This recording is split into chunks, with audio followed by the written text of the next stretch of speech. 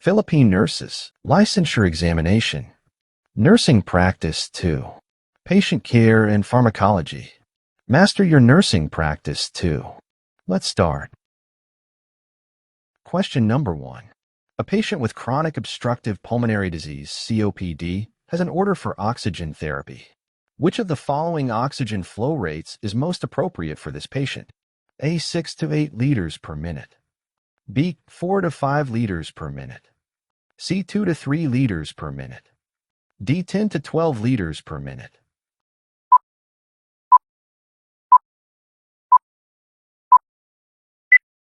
Correct answer. C. 2 to 3 liters per minute. Explanation. COPD patients are at risk for carbon dioxide retention, which can be exacerbated by high-flow oxygen rates. Low-flow oxygen, 2 to 3 liters per minute, is recommended to maintain adequate oxygen levels while minimizing the risk of suppressing the patient's natural respiratory drive. Question number 2. A nurse is preparing to administer morphine to a patient with severe pain. Which assessment finding should prompt the nurse to withhold the medication and contact the healthcare provider? A. Respiratory rate of 8 breaths per minute. B. Heart rate of 85 beats per minute. C. Blood pressure of 130/85. D. Temperature of 37.5 degrees Celsius, 99.5 degrees Fahrenheit.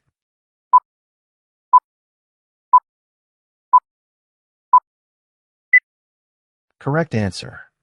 A. Respiratory rate of 8 breaths per minute. Explanation. Morphine is a potent opioid that can cause respiratory depression. A respiratory rate of 8 breaths per minute is a sign of respiratory depression, so the nurse should withhold the morphine and contact the provider. Morphine administration could further decrease the respiratory rate, leading to hypoxia. Question number 3. A diabetic patient is scheduled for surgery and has been instructed to remain NPO, nothing by mouth, since midnight. The nurse should anticipate holding which of the following medications until after surgery? A. Metformin. B. Lisinopril. C. Atorvastatin. D. Levothyroxine.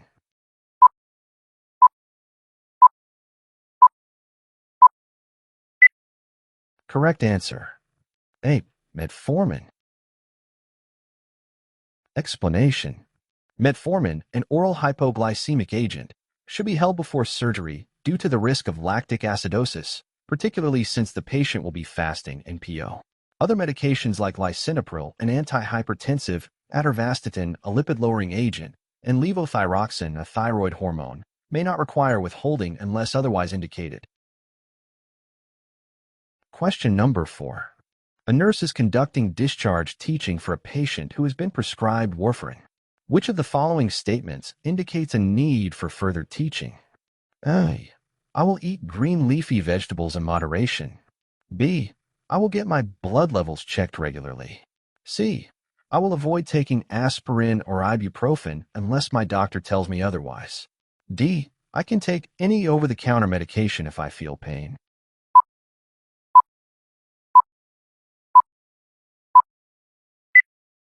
Correct answer. D. I can take any over-the-counter medication if I feel pain. Explanation. This statement indicates a need for further teaching.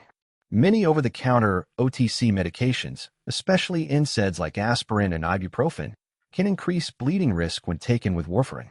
Patients on warfarin should consult their healthcare provider before taking any new medications.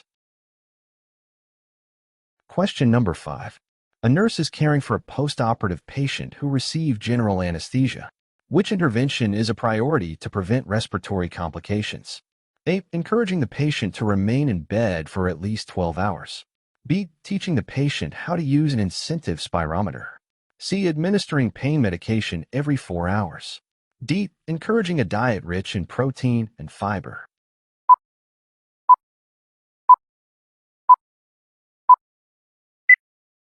Correct answer. B. Teaching the patient how to use an incentive spirometer. Explanation. Using an incentive spirometer encourages deep breathing, which helps expand the lungs and prevents respiratory complications such as atelectasis and pneumonia. Remaining in bed increases the risk of respiratory complications, and while pain management and diet are important, they are not as directly effective in preventing respiratory issues. Question number 6. A nurse is preparing to administer digoxin to a patient with heart failure. Before giving the medication, the nurse should assess which of the following? A. Respiratory rate. B. Blood pressure. C. Serum potassium level. D. Body temperature.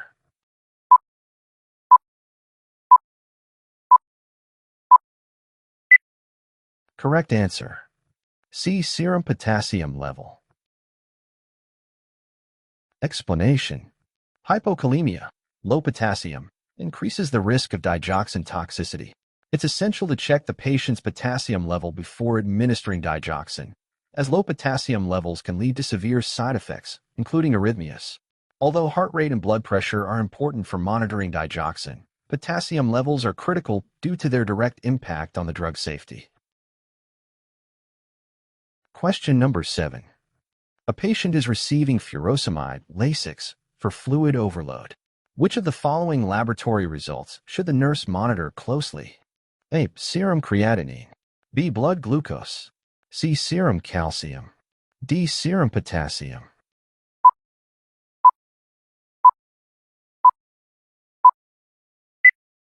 Correct answer. D. Serum potassium. Explanation. Furosemide is a loop diuretic that can cause significant potassium loss. Monitoring potassium is crucial because hypokalemia can lead to muscle weakness, cramps, and, in severe cases, cardiac arrhythmias. While creatinine levels can also be important for kidney function monitoring, potassium levels are more directly affected by furosemide. Question number 8. A patient with a history of peptic ulcer disease has been prescribed ibuprofen for pain. What should the nurse teach the patient to minimize the risk of gastrointestinal side effects? A. Take the medication on an empty stomach. B. Drink coffee or tea after taking the medication. C. Take the medication with food or milk. D. Avoid drinking water after taking the medication.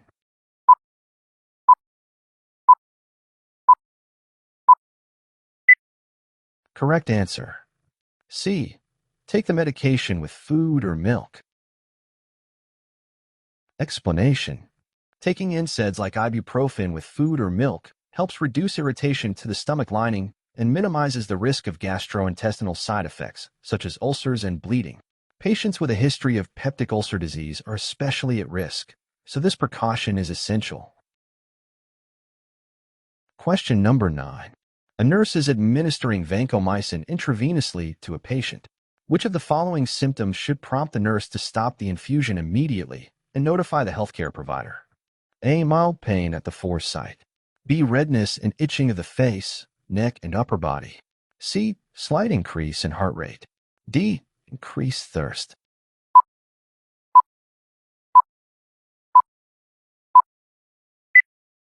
Correct answer. B. Redness and itching of the face, neck, and upper body.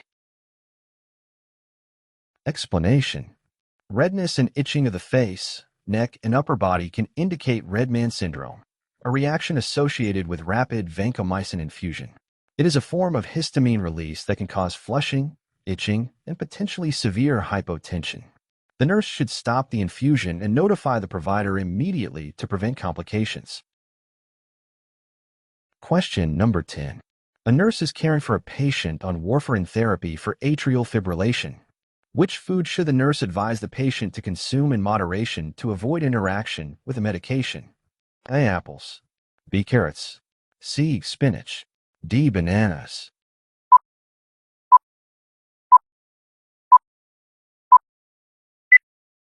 Correct answer. C. Spinach. Explanation. Spinach is high in vitamin K, which can interfere with warfarin's effectiveness. Vitamin K helps blood to clot, counteracting warfarin's anticoagulant effect. Patients on warfarin should maintain a consistent intake of vitamin K to avoid fluctuations in INR, a measure of blood clotting levels.